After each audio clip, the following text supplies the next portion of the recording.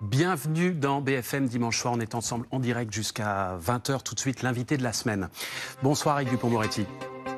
Bonsoir Monsieur Fauvel. Vous publiez cette semaine Juré craché, le récit des 4 années que vous avez passées au ministère de la Justice, que vous avez quitté il y a tout juste un an. C'est publié chez Michel Lafon. Vous y égratigné également quelques-uns de vos anciens collègues ministres. On va en parler, si vous voulez bien, dans quelques minutes. D'abord, la déflagration Sarkozy depuis sa condamnation à 5 ans de prison. Les réactions se multiplient pour dénoncer une justice injuste, à charge, et même un complot. Complot, c'est le terme qu'utilise ce matin Nicolas Sarkozy dans les colonnes du journal du dimanche. Avant de vous entendre, voici quelques-unes de ses réactions. Ce qui s'est passé aujourd'hui est d'une gravité extrême pour l'état de droit, pour la confiance qu'on peut avoir pour la justice. Ça me donne le sentiment que la vengeance remplace la justice. C'est vrai qu'il y a une justice qui a envie de se payer des politiques, souvent des politiques qui sont quand même plutôt marquées à droite.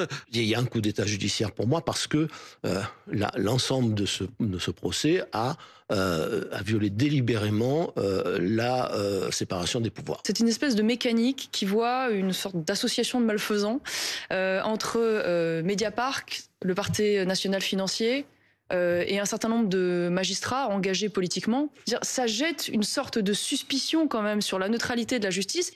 Je vous ai vu lever les yeux au ciel pendant ces propos. Écoutez, je ne sais pas si ces témoins-là ont lu le jugement. S'ils ont lu un procès-verbal du dossier qui fait plusieurs centaines de milliers de pages.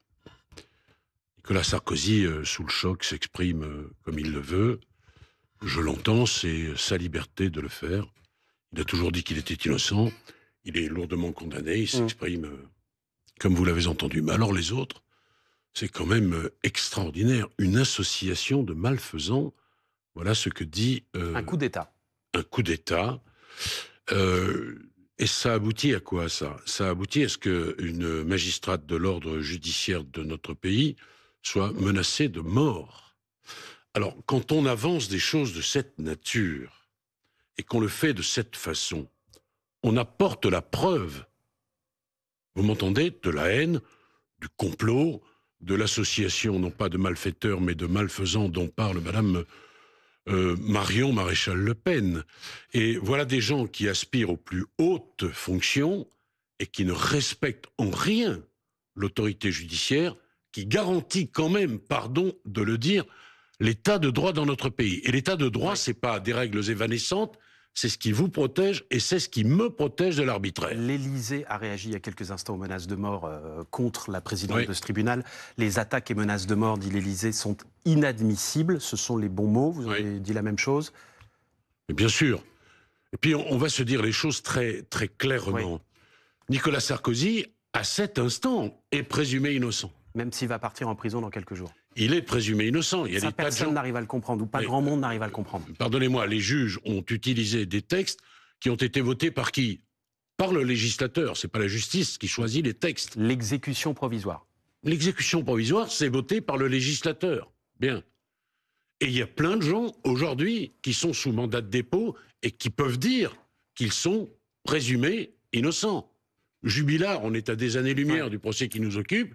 Il est détenu et il dit, et ses avocats disent, et ils ont raison, il est présumé innocent. Donc ça, il faut le rappeler. Et puis, Nicolas Sarkozy a interjeté appel. Et la meilleure façon de contester une décision de justice, c'est d'utiliser les voies de recours. Parce que sinon, chaque condamné pourra dire « Ah non, mais moi, je suis l'objet d'un complot, c'est de la haine, c'est insupportable, et il n'y a plus de justice dans ce pays. » Quand vous entendez, Éric Dupond-Moretti, Nicolas Sarkozy qui parle de complot, quand il dit que les limites de l'état de droit ont été violées, et quand il parle de haine contre lui, est-ce qu'il participe à ce que vous venez de dire, c'est-à-dire la défiance face à la justice? Oui, mais Nicolas Sarkozy, il est condamné, il est sous le choc, humainement, ça doit pas être très Donc lui, il peut dire qu'il y a une haine contre lui de la part des magistrats. Mais les autres viennent là... pour raconter quoi? Qu'est-ce qu'ils connaissent? Monsieur Guénaud, que j'ai défendu d'ailleurs il y a longtemps, et je ne trahis aucun secret professionnel, il était accusé d'avoir outragé un magistrat qui avait mis en examen Nicolas Sarkozy dans une autre affaire. Ouais. Il a finalement été relaxé. Bon, c'est pas la première fois qu'il critique âprement la justice, mais on est en train aujourd'hui de tout mélanger. Par exemple, on interdit aux juges d'avoir des opinions politiques. Mais enfin, pourquoi vous Alors là, voudriez... vous faites référence au fait que la présidente du tribunal qui a condamné Nicolas Sarkozy avait participé il y a 15 ans à une fronde contre Nicolas Sarkozy, à une fronde des magistrats. Non, c'est pas ça? Non, je fais d'abord référence à ce que Mme Le Pen a raconté. Parce que vous avez le droit d'avoir des opinions politiques, et je pense que vous en avez, et moi aussi. Mais vous avez raison de me dire ça. Les magistrats peuvent aussi avoir des opinions politiques, ils ne sont pas des sous-citoyens. Hein. Ils peuvent être syndiqués. Mais bien sûr. Mais moi, j'ai connu de très grands juges qui appartenaient au syndicat de la magistrature, de très mauvais juges qui appartenaient à ce syndicat. Et je rappelle d'ailleurs, mais ça personne ne le rappelle, qu'il y a eu un syndicat d'extrême droite, l'association professionnelle des magistrats, qui était à la fois présidé par M. Terrail, qui a été condamné pour des propos antisémites, et ensuite par M. Fenech, qui est aujourd'hui commentateur et qui a sur été CNews.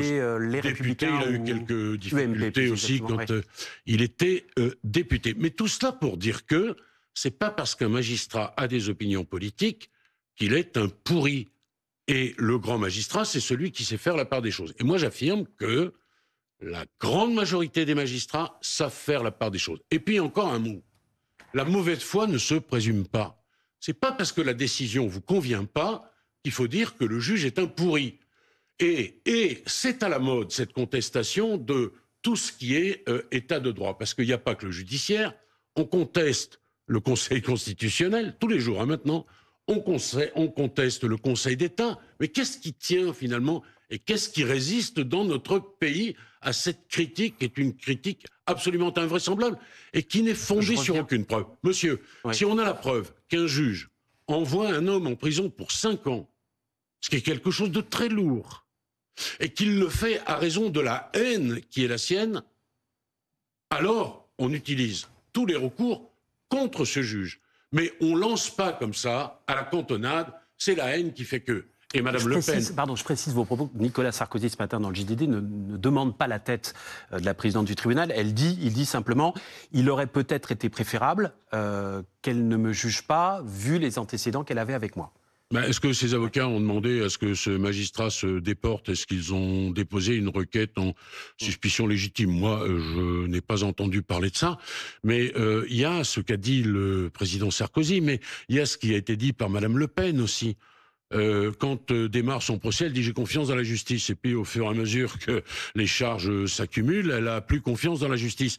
Et quand elle sort du procès, elle dit « c'est un déni démocratique ». Et ses sbires montent sur tous les plateaux pour raconter ça. Moi, je vais vous rappeler quelque chose quand même, monsieur. Moi, j'ai été acquitté, j'ai été poursuivi et acquitté.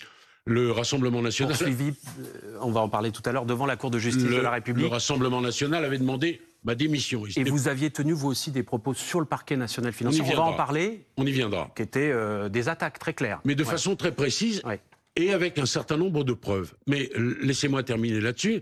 Madame Le Pen donc pousse des cris d'orfraie. Et puis vous vous rendez compte que les parlementaires qui ont été condamnés à ses côtés, pour certains d'entre eux, n'ont pas interjeté appel, monsieur.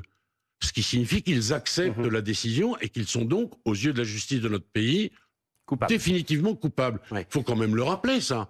Alors moi, je veux bien, là aussi... Alors là, la critique portait sur le fait que la présidente avait dit, dans un autre cadre, qu'elle avait souhaité devenir magistrate et que sa vocation, elle la tenait d'un reportage qu'elle avait vu et qui était consacré à Madame Eva Joly. Mais vous vous rendez compte de la dinguerie, quand même.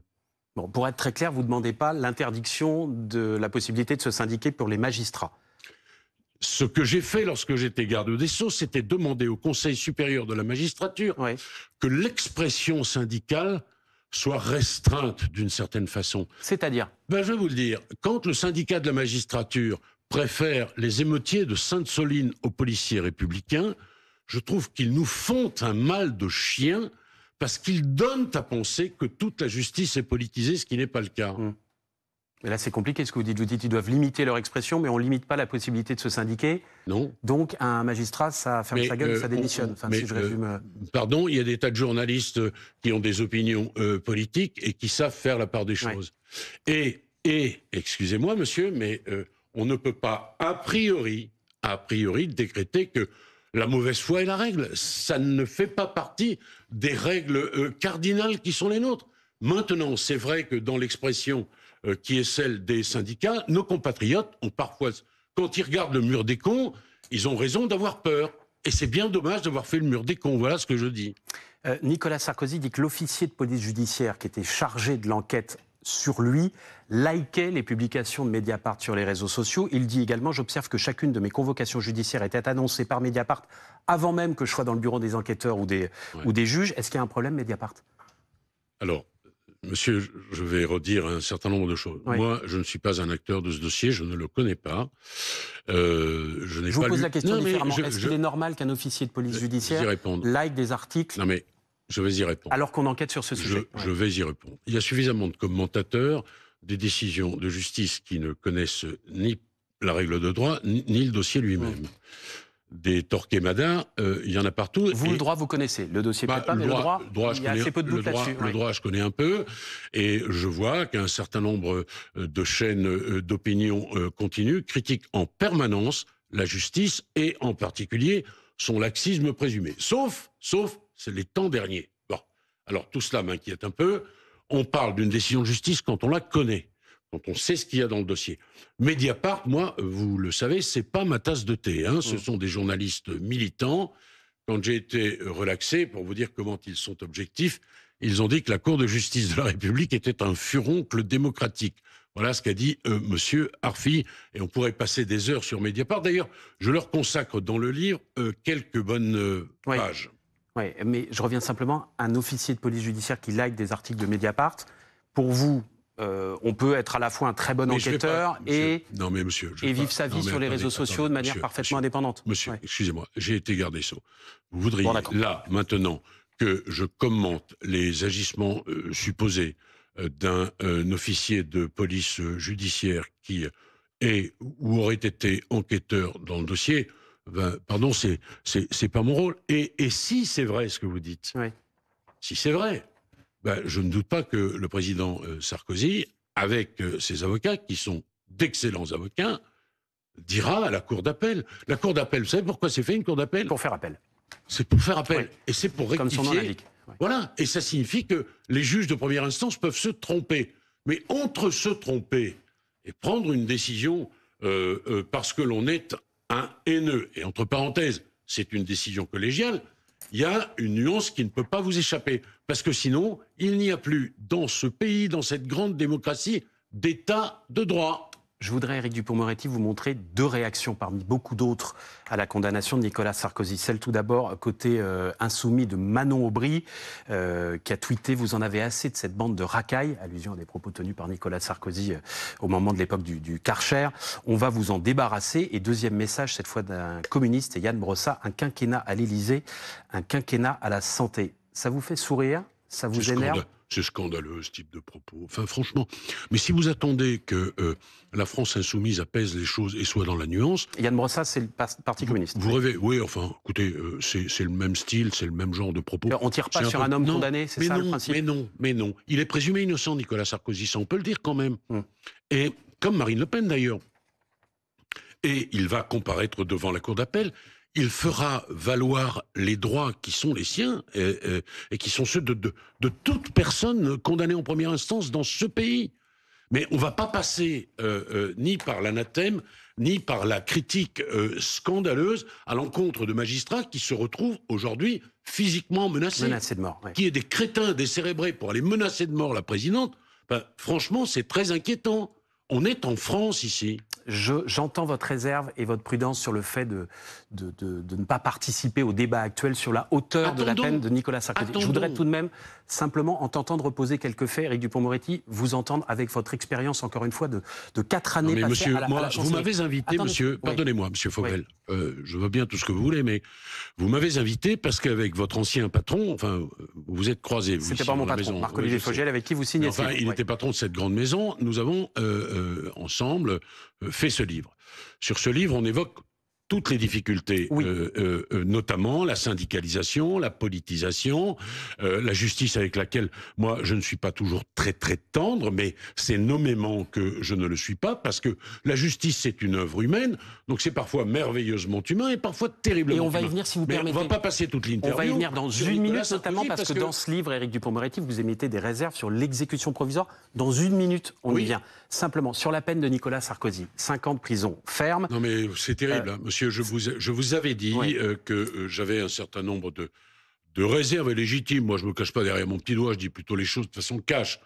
Je vous ai tout dit là-dessus. On va pas poursuivre. Stop. On va pas poursuivre. Sur l'exécution, je vous ai déjà répondu, mais vous ne m'avez pas entendu. Je vous ai dit que c'est le législateur qui a mis ça qui dans a la permis loi. au juge de décerner un mandat de dépôt et de décerner un mandat de dépôt différé avec exécution provisoire. C'est pas la justice qui a fait ça. Eh ben, allez voir, si vous voulez alimenter le buzz, quels sont les députés qui ont voté ces textes. Et moi, j'ai dit à propos de Marine Le Pen, pour anticiper sur ces questions, je n'aurais pas soutenu, je le dis très clairement, dans le cas de et l'inéligibilité. Dieu sait que Marine Le Pen n'est pas mon ami, je n'aurais pas soutenu, si j'avais été garde des Sceaux et si le texte était venu à l'époque où j'étais garde des Sceaux, l'exécution provisoire. Parce que je trouve que ça vient d'une certaine façon entraver le bénéfice de la présomption d'innocence. Uniquement sur les questions d'inéligibilité, ou vous estimez qu'il faut revoir ce dispositif d'exécution provisoire? L'exécution provisoire, c'est pas quelque chose que je trouve formidable. Voilà. Qui est aujourd'hui quasiment la Je règle. pense. En tout cas, une majorité de condamnations, 58% des condamnations à 5 ans de prison ferme ou plus se font avec exécution provisoire. Ce qu'ignorent sans doute beaucoup de Français. Oui, bien sûr. Oui, c'est vrai. Oui, ça n'est pas un cas unique. Beaucoup de justiciables ont à connaître du mandat de dépôt et de l'exécution provisoire. Vous aussi, je le disais, vous critiquez les magistrats dans votre livre. Vous voyez, on va en parler.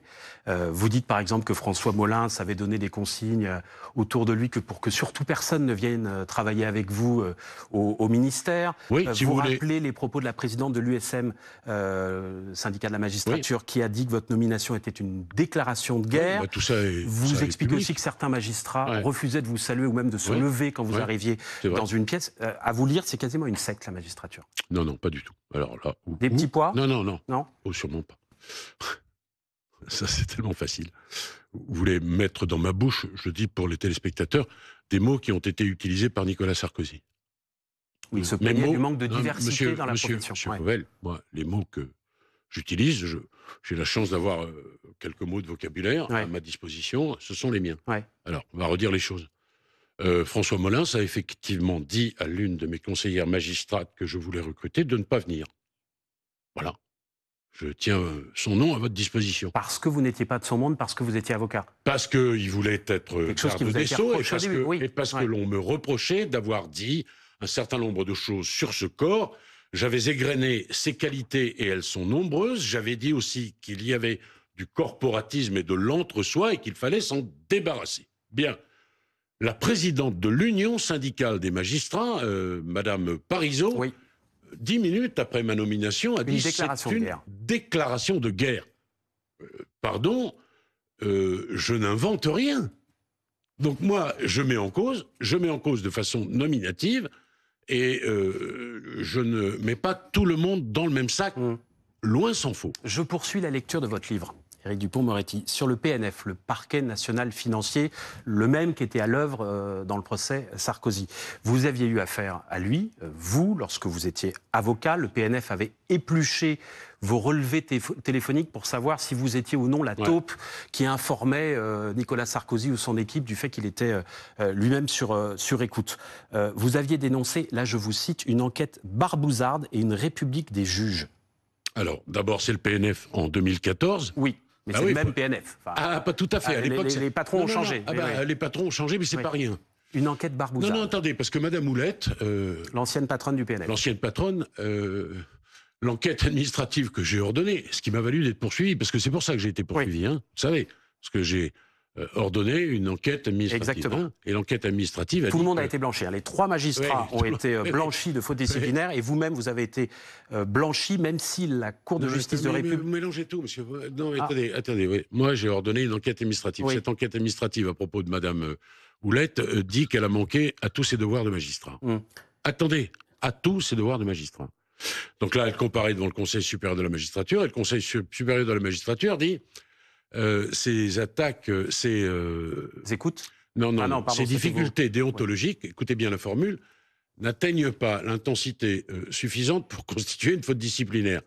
C'est-à-dire que circuler, il n'y a rien à voir. Voilà pour le PNF de l'époque. Et pourquoi je dis barbouzarde? Je dis barbouzarde parce que la jurisprudence m'a donné raison. Toute la jurisprudence. Parce que le PNF a demandé à pouvoir éplucher vos relevés téléphoniques. Et à l'époque, j'ai dit un certain nombre de choses. C'est vrai. De façon mais non. De façon nominative, je l'ai dit. Mais j'ai pas fait une espèce d'amalgame. Ah, monsieur. Donc il n'y a pas de barbouze aujourd'hui au PNF. Monsieur, j'ai parlé de barbouzerie d'abord.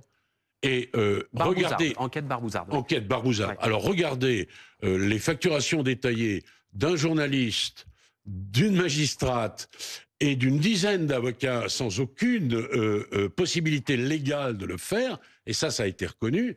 Oui, c'était une barbouzerie à mes yeux. Ouais. J'ai déposé une plainte pour ça.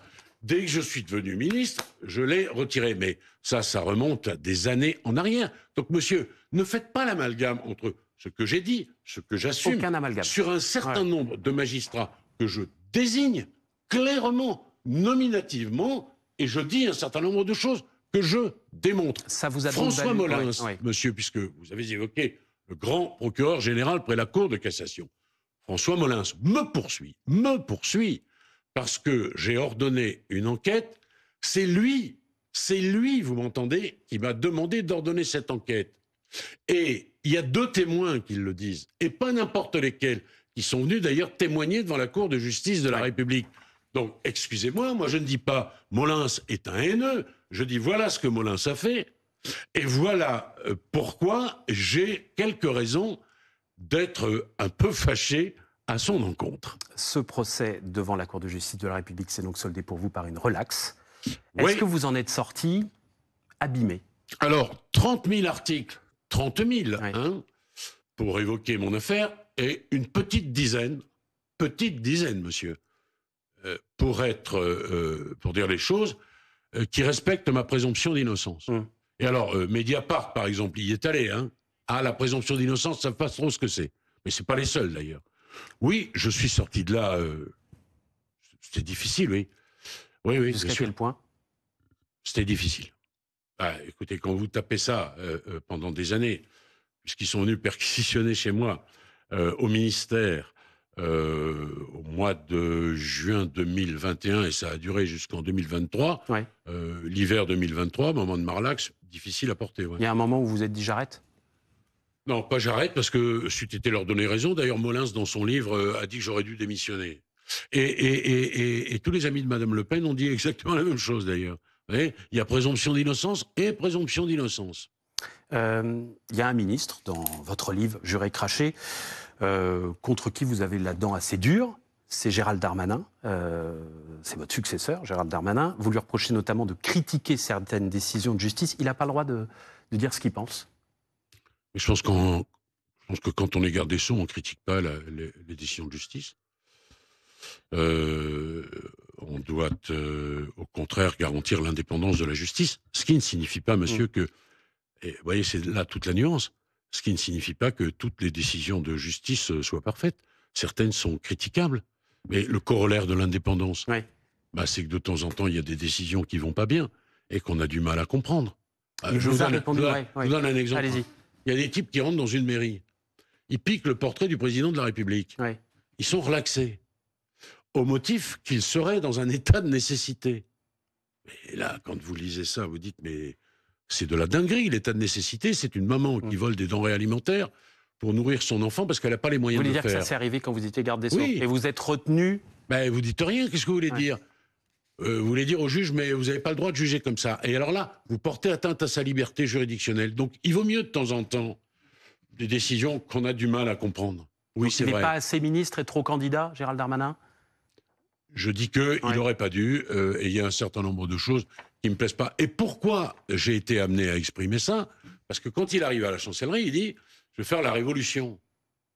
Je vais y mettre du bon sens maintenant. C'est le Big Bang. » Mais moi, je dis, mais on a travaillé ensemble, main dans la main, pendant 4 ans, à la sécurité des Français. Il vous a répondu, Gérald Darmanin, vous avez sans doute lu sa réponse, avec Dupond-Moretti, qui vous dit, en effet, je plaide coupable, je sous-titre pour les gens qui n'auraient pas suivi le ping-pong entre vous cette semaine, il répond, en effet, je plaide coupable, la sécurité des Français, c'est ma priorité, pour cela, je remets de l'ordre avec fermeté, sans naïveté ni excès, sous-entendu, ceux qui étaient avant moi étaient laxistes.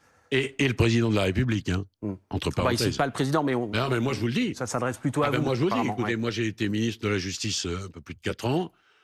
Je crois que j'ai été le plus long garde des Sceaux, à l'exception de Jean Foyer, de Robert Badinter, mais à l'époque c'était un septennat. J'ouvre cette parenthèse, je la referme. Oui, c'est aussi la politique pénale voulue par le président de la République. Puis il n'y a pas que ça. Il y a la suppression du sursis. Enfin, ça, c'est stupéfiant. Et ça, ce sont des choses, sont des promesses de nuit qui ne verront pas le jour. Les peines minimales pour les agresseurs de policiers, ça aussi, ça fait partie des peines qu'il ne mettra pas en place? Écoutez-moi, les peines planchées, je vais vous dire, elles ne sont constitutionnelles dans ce pays que si le juge a le droit d'y déroger. Donc c'est du vent. Donc c'est du vent. Oui. Et ces peines planchées, là, ces vieilles soupes là qu'on nous resserre depuis des lustres, en réalité, elles ont existé dans notre législation et elles n'ont apporté aucune amélioration. Si vous me dites que la délinquance a baissé pendant que Nicolas Sarkozy était président de la République et que les peines planchées étaient appliquées, eh bien moi, je vous dis que non. Donc ça ne sert à rien. Et à chaque fois, on revient sur ces vieux trucs. On n'a rien inventé de neuf. Puis je vais vous dire quelque chose. S'il suffisait de cogner encore et de cogner plus fort, pour éradiquer la délinquance, il y a, monsieur, des siècles que nous le saurions. On va se rappeler 2 secondes bientôt, là, c'est le 9, de l'héritage de Robert Badinter et de ce qu'il a dit. Parce que Robert Badinter ne s'est pas exprimé comme ça à l'emporte-pièce. Il avait lu tous les grands criminologues. Et j'évoque aussi dans le livre la délinquance des mineurs. Et je dis qu'on est passé à côté d'un certain nombre de choses. Vous dites durcir les peines, ça ne fera jamais baisser la délinquance? Mais durcir les peines, regardez les causes. Les causes, pourquoi il y a cette délinquance des mineurs? Accès à la pornographie dès l'âge de 11 ans, monsieur, sur les réseaux sociaux.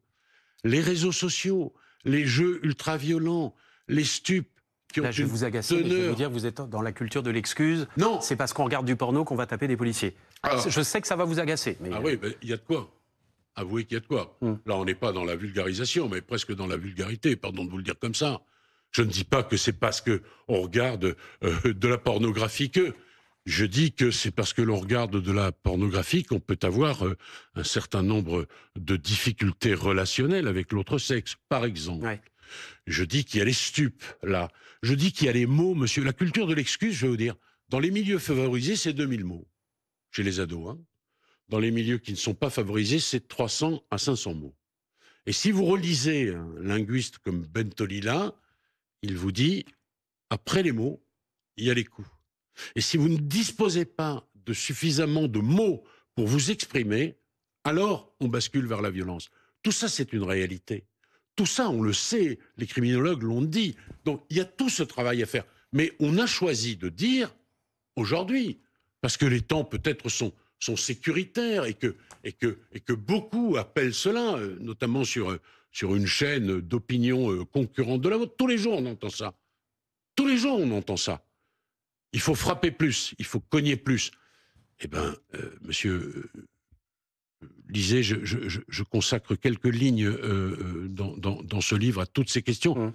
Elles sont extraordinairement difficiles et elles ne peuvent pas être, comment dirais-je, regardées sans nuance. Et ce qui nous manque aujourd'hui, eh ben, c'est la nuance. Sauf erreur de ma part, vous venez de faire référence à une chaîne qui s'appelle CNews. Oui. Je peux me tromper, mais j'ai cru la reconnaître. Vous l'avez reconnue. Est-ce que vous dites, comme la patronne de France Télévisions, Delphine Ernotte, que c'est une chaîne d'extrême droite? Oui, monsieur, je dis que c'est une chaîne d'extrême droite. D'ailleurs, Marine Le Pen l'appelle ma chaîne. C'est une chaîne, si j'ose dire, d'évangélisation. C'est une chaîne d'extrême droite, oui. où l'on entend des choses qui sont d'un racisme totalement débridé. Je donne d'ailleurs dans le livre quelques vrais exemples de ça.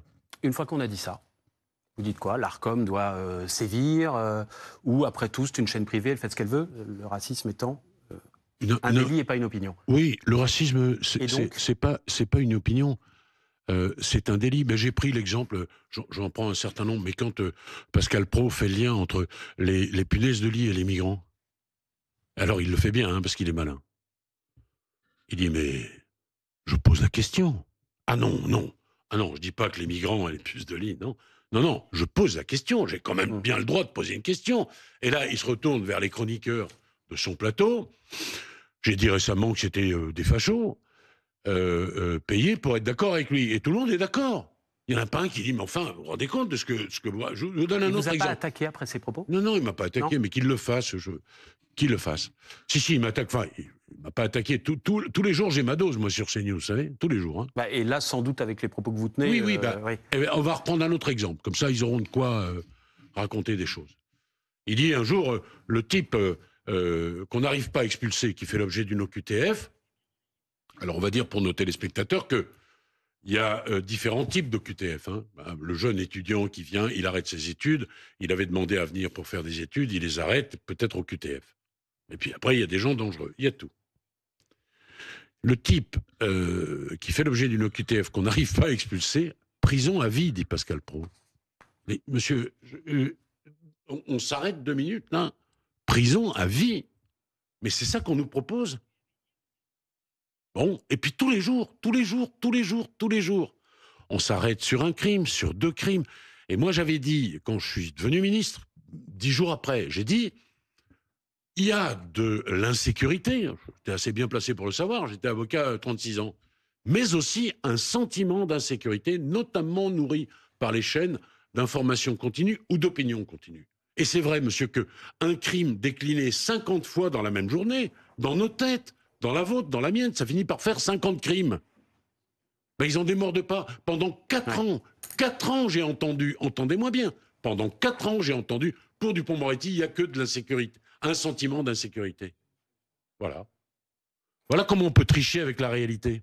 Éric Dupond-Moretti, tout ça, on le retrouve dans votre livre « Juré, craché », notamment. Je voudrais qu'on dise un mot de vous, si vous le permettez. Ça fait un tout petit peu plus d'1 an que... vous n'êtes plus ministre. Si demain ou après-demain ou à la fin de la semaine prochaine, puisqu'apparemment ça va tomber là, Emmanuel Macron ou Sébastien Lecornu vous passent un coup de fil en disant Éric, est-ce que tu es prêt à y retourner? Si vous tutoyez le chef de l'État, vous y retournez ou vous êtes un grand brûlé de la politique et vous dites plus jamais ça? Non, je ne suis pas un grand brûlé de la politique, mais là, maintenant, si le président de la République et Sébastien Lecornu me demandaient d'y aller, je dirais non. Pourquoi? Vous avez déjà donné? Parce que, d'abord, j'ai autre chose à faire. Là, je fais ce livre. Ce livre, vous savez, c'est l'engagement d'un citoyen libre, qui peut exprimer beaucoup de choses. Et pourquoi j'ai fait ça aussi? Parce que je me suis rendu compte à quel point les gens, ils ne savaient pas ce que c'était qu'un travail ministériel. Ouais. Oui. On vous écoute, on a l'impression que vous avez étouffé pendant 4 ans. Non. De ne pas pouvoir parler librement de tout. C'était un corset autour de vous. Mais non, mais lorsque votre liberté est une liberté surveillée, bien sûr, vous ne pouvez pas dire n'importe quoi, n'importe comment, aujourd'hui non plus d'ailleurs. Il faut faire attention à ce qu'on raconte, particulièrement quand on est ministre. Mais moi, je constate que les gens ne savent pas ce que c'est que la politique, au sens noble du terme. Que vous racontez aussi dans le spectacle, qui est en tournée... en ce moment, ça s'appelle J'ai dit oui. Oui. Il y a plusieurs dates prévues dans les semaines qui viennent. Et j'essaie d'expliquer pourquoi il y a une dissension là entre les gens, entre le peuple et leurs élites et les dirigeants politiques. Ça s'analyse, ça se regarde.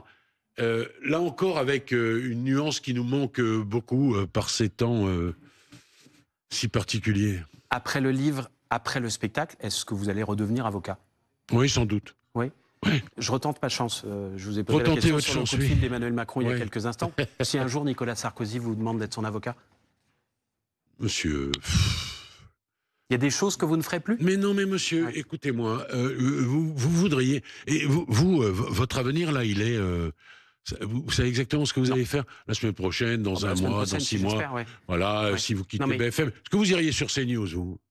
C'est moi qui pose les questions, c'est ma chance sur ce plateau. Ouais. Ouais. Mais, Non, mais mais en même temps, c'est ma façon de vous répondre. Il y a des choses que vous ne ferez plus comme avocat. Monsieur, les grands procès médiatiques, non, vous n'en voulez moi, plus. j'ai toujours été un homme libre. J'avais dit que je ne serais jamais ministre. Bon. C'est raté. Quand c'est totalement raté. C'est pour ça que si vous me dites je ne serai jamais l'avocat de Nicolas Sarkozy, je pourrais vous réinviter dans quelques années. Monsieur, soyez gentil. Le président de la République m'a proposé d'être ministre, j'ai accepté. J'ai dit oui. Et j'ai dit oui comme ça, j'ai dit oui. Bon, et je ne le regrette pas. Parce que ce travail ministériel m'a passionné. Bon, maintenant, qu'est-ce que je vais faire? Qui je vais défendre? Je ne sais pas, monsieur, je ne sais pas. D'abord, avant de répondre à cette question, on est loin d'être dans la situation que vous évoquez. Alors, j'entends pour le boss, c'est sympa, si Nicolas Sarkozy, etc., etc. Monsieur. Vous pourriez me dire, je peux défendre n'importe qui, c'est mon job. Être avocat, on peut défendre des gens dont on est très éloigné. Mais non, mais vous me parlez... Ça, ou... Mais, monsieur, moi j'ai toujours dit que je défendais des hommes, pas des causes. J'ai pas refusé de défendre des hommes dans ma longue carrière d'avocat. Mais me poser la question là, maintenant, comme ça, c'est pour faire le buzz, quoi. Merci. On appelle chez vous le putaclic. Vous aimez ça, les journalistes? Allez hop, ça c'est pour moi. Merci, Éric Dupond-Moretti. Mais je vous en prie. Ça s'appelle Juré, craché, entretien avec Marc-Olivier Fogiel. Ça sort chez Michel Lafon, votre spectacle également. Ça sera à Bordeaux la semaine prochaine, à Arras le 8 octobre et à Montréal le 15 octobre. Merci beaucoup d'être venu sur le plateau de BFM dimanche soir. Je signale également à 20h30 que nous recevrons tout à l'heure le porte-parole de la chancellerie pour revenir justement sur les attaques contre la présidente du tribunal qui a condamné Nicolas Sarkozy avant-hier. Merci beaucoup, Éric Dupond-Moretti.